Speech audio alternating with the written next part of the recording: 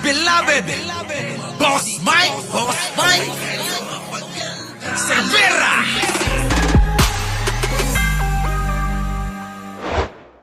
Kanina pa ako nakikinig. Ang pinag-uusapan yung tungkol sa suka. As a matter of fact po, kagabi nag-uusap kami mag-asawa. Bakit ganun? Ano, bakit ganon? Ito mga kababayan, kapag ka sila nababara o natatapunan ng babas, dito, itong mga ito, sakit na sakit to. Hindi ko ba alam? Bakit sila nasasaktan? Dahil ba sa salitang para lang kayong pinabili ng suka, para na lang kayong nag-deliver ng suka, nasasaktan na kayo? Anak ng pating naman yan, Ipe. Alam mo, Ipe, wala kang karapatang masaktan. Unang-una sa lahat, yung numero mo nasa dulo lang. Tapos, ngayon, nasasaktan ka pa. Okay lang yung idol ko. Sino? Si Marcoleta. Bakit? Si Marcoleta. Ha? Oh, pang 24 siya. Aba, kita nyo? Yun, may karapatan yun. 24 siya eh. Pinuin mo, kapag 24 ang binoto, pasok siya. Sorry na lang, idol. Marcoleta, 12 lang ngayon. 12 lang. Oh, eto na. Kanina pa ako nakikinig. Ang pinag-uusapan yung tungkol sa suka. As a matter of fact po, kagabi nag-uusap kami mag-asawa. Dinamay mo pa yung asawa mo. Bakit ganun?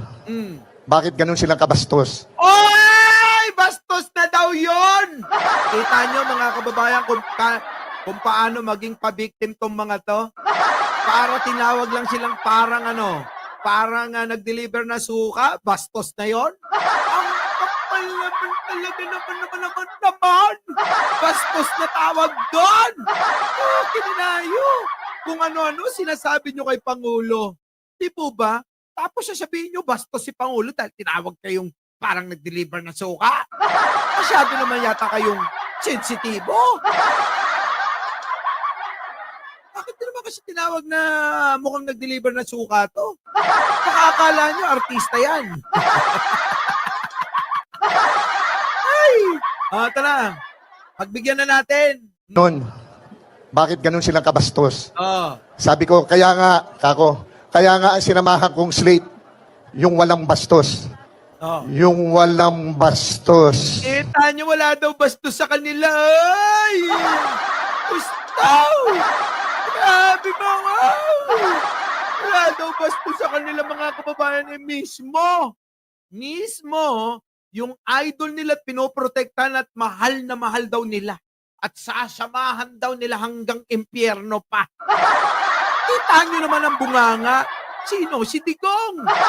Oh, eto sample. Bastos ba hinahanap mo, Epe? Teka muna. Bago tayo pumunta dyan. Kamusta na ba?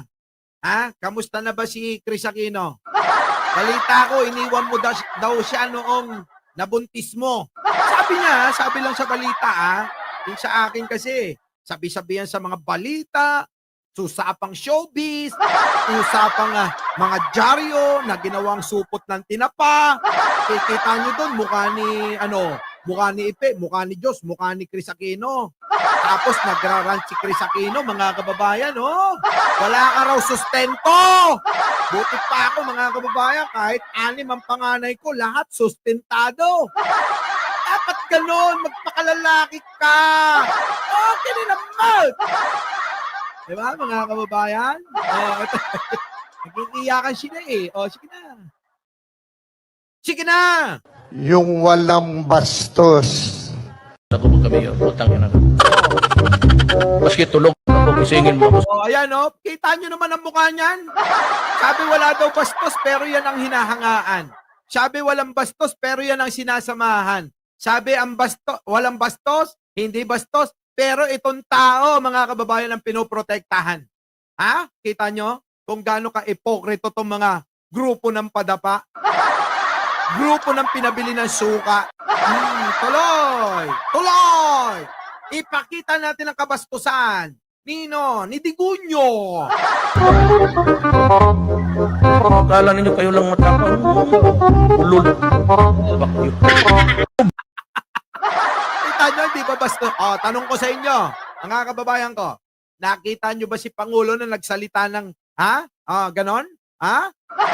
Hindi naman nagsasalita si Pangulo dahil si Pangulo, mga kababayan, ay, edukado.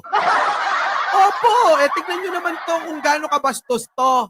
Wala daw bastos, pero tignan nyo mga itsura lang mga kababayan, mawalang galang lang itsura lang ni Digong mukhang burat na nalantay. Di ba? Mga kababayan, ulitin ko. Yung itsura ni Digong mukhang burat na nalanta. Digong, joke lang. Panelo joke lang. Joke lang yung sinabi ko na parang burat na nalanta yung itsura. Joke lang yun. Diba? Kaya nga ako tumatawa kasi joke yun.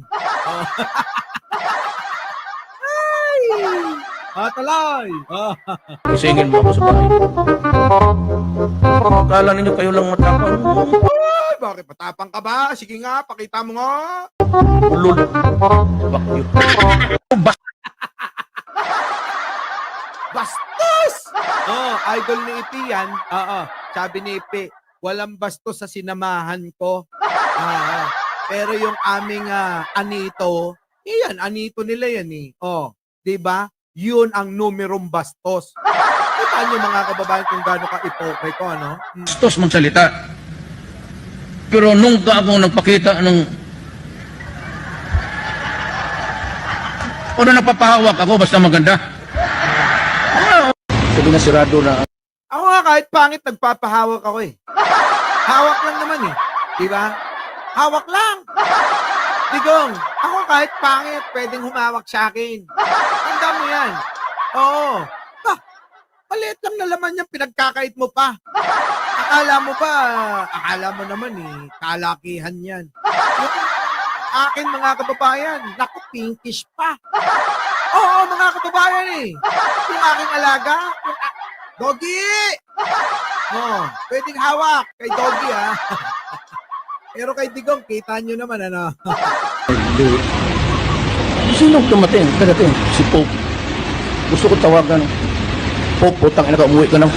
Kita nyo kung gaano kabastos to? Samantalang tayo yung respeto natin sa ating Santo Papa. Pero si Digong binabastos niya.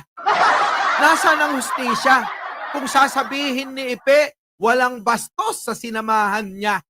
Di po ba, mga kababayan? Kayo nang balang humusga. Pero tuloy ko, para mas lalo kayong mamulat sa katotohanan sa mga nagtutulog-tulogan.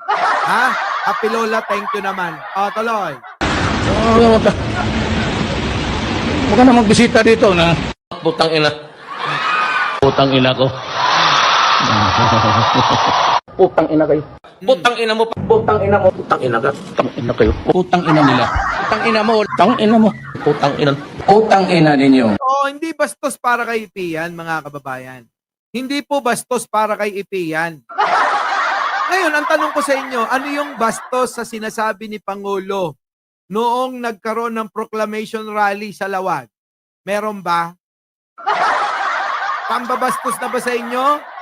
Yung sinabi lang na para kayong bumili ng nag-deliver ng suka? Ano naman yung mga sinasabi nyo? Bangag, adik. Hindi ba pambabastos yun? Pinatulan ba ni Pangulong Bongbong? Hindi ko pinatulan. Bakit? Yung Pangulo, nakakaunawa yun. Bakit daw siya papatol sa alam niya namang mga loko-loko? Kita nyo? Bakit naman papatol si Pangulong Bongbong Marcos sa alam niya namang mga loko-loko? Diba? Our beloved Boss Mike